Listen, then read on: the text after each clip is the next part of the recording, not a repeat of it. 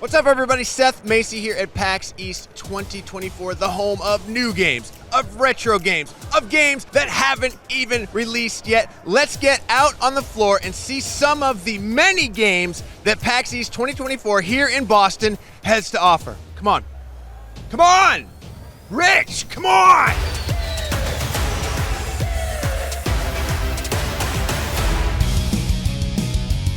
All right, we're checking out HellSkate. Hey. Hey. You're involved with this game a little bit. Why don't you tell us what can we expect from HellSkate? So HellSkate is a skateboarding roguelite game. It incorporates a lot of classic skating game elements, and we're trying to add on a bunch more, where you gotta fight a bunch of monsters and try to not die. So it's a roguelike skateboard simulator. Could you talk about some of the roguelike elements? Yeah, sure. So we are doing a bunch of in-run upgrades, like stickers to slap on your deck. Those are very similar to Risk of Rain upgrades, where you can stack a bunch of the same on top of each other to get very exciting effects.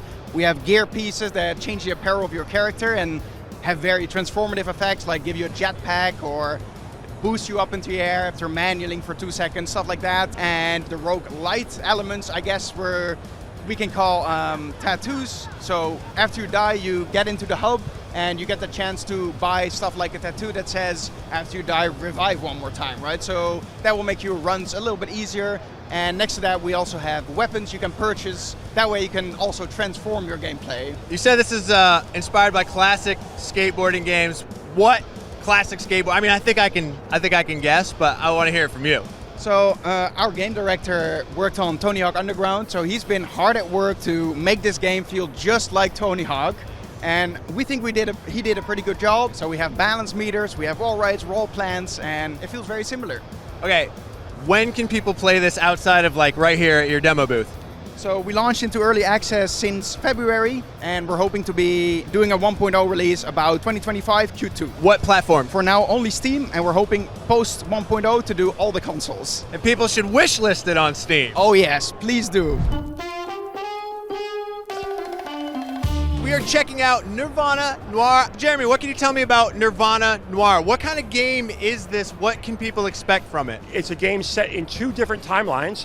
One is this kind of explosion of color and crime where you're investigating a new cult that's on the street selling a dangerous drug. The second timeline is a story about real estate corruption and arson where you're trying to figure out who's burning down the city that you hold so dear. And these two timelines alternate back and forth as you progress through the game. They both take place in the same city, but you get to see the same city in two different aspects, two different times of day, two different universes, effectively.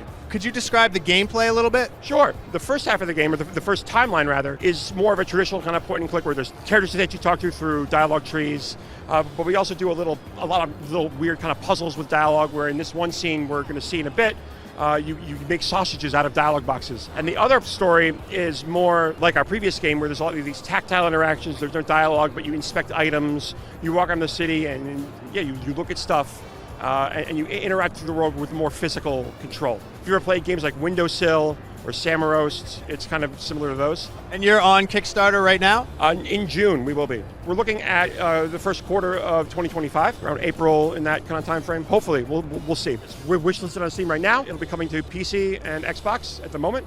We'll see as what holds in the future. Oh, dude, are you good or what?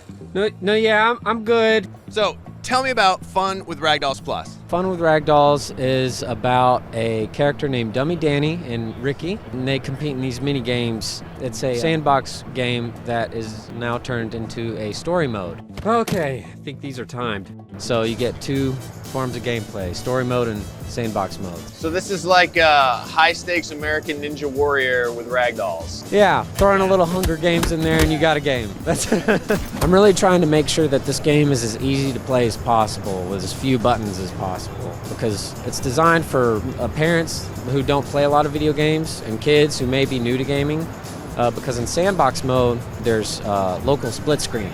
Oh, cool. So it's a game to help kind of bring families together a little bit. When can people play this game? So November, December this year. What platforms? We're looking at Steam and the App Store. Yes! The gate's open. All right, I'm here with Billy Basso, the visionary mind, the sole genius behind Animal Wels. Could you kind of explain what kind of game it is and like maybe what some of the secrets are? So Animal Well is a game I've been working on for about 7 years that I just finished. But pretty much you play as this like ball circle character, and you start the game, you hatch from a flower, and you find yourself in this kind of subterranean, underground, watery world. And the game doesn't tell you anything about what you're supposed to do or what's going on, and you kind of just have to explore and make up your own understanding of what's going on around you. And there's lots of puzzles and secrets everywhere, and there's some animals in the game, and you just don't really know what their deal is. So some of them might help you solve puzzles, and some are kind of threatening. There's some survival horror kind of influences in the game. But yeah, it's kind of, it doesn't really fit nicely into any one particular genre. The art style is pixel art, but it's more than that. How would you describe it as the creator? I decided the game would be pixel art early on because I wanted to kind of keep the scope low and sort of ensure that I would be able to like make enough art for the game, which early on I thought it would take me like 6 months to make, and it would be like a $5 thing I like release on Steam. But I put a lot of like graphics effects on top of it to sort of like bring the pixel art to life. So there's like different layers. The foreground will like cast shadows onto the background, and then if there's lights, they'll kind of do like a rim light effect on the foreground. And it was just over time I just kept adding these little details and effects. There's like a fluid simulation that runs, and there's like reflections, and all these things were like little things that took time, but looking back on it, you're like, oh wow, all these things have kind of stacked up and created this kind of lush environment that has all these interactivity to it. So coming out May 9th. Yeah, right now it helps if you like wishlist the game on Steam, and I'm excited to be here, and yeah, thank you so much.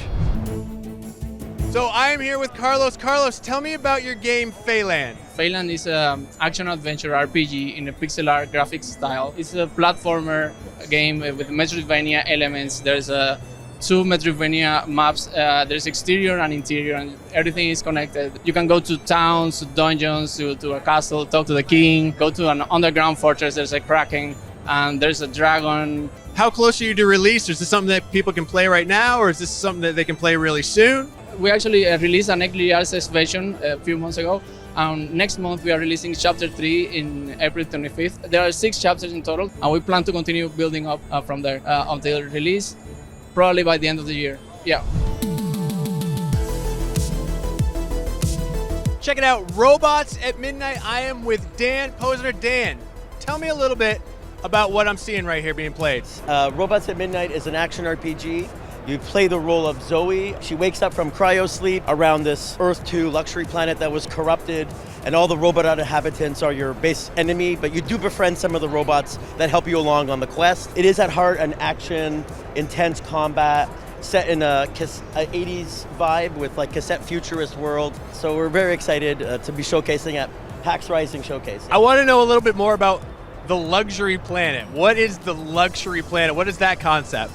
Well, it was part of the story where like Earth is obviously failing as a planet, so they kind of seeded this new planet to build this Earth 2.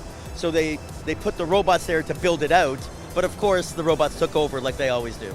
And you said it's action RPG. What are sort of its influences? What games are you sort of looking at to inspire Robots at Midnight? I would say the closest inspiration was maybe Kenna Bridge of Spirits. It's a beautiful game with a bit of that Souls homage to it. Where can people play this, and when can people play this? We haven't announced the launch date, but we're hoping that to hit on Xbox and PC. You can wishlist now on Steam, but in 2024. We haven't announced yet, but it'll come in 2024. There you have it, folks. From pixel art to black and white mysteries, PAX has a highly curated selection of unbelievable early access games. Now, we have only touched the surface of everything that is available here at PAX East. So if you want to see even more games, check out all our videos on PAX East. And for everything else, you know what to do. Keep it right here on IGN. Obviously.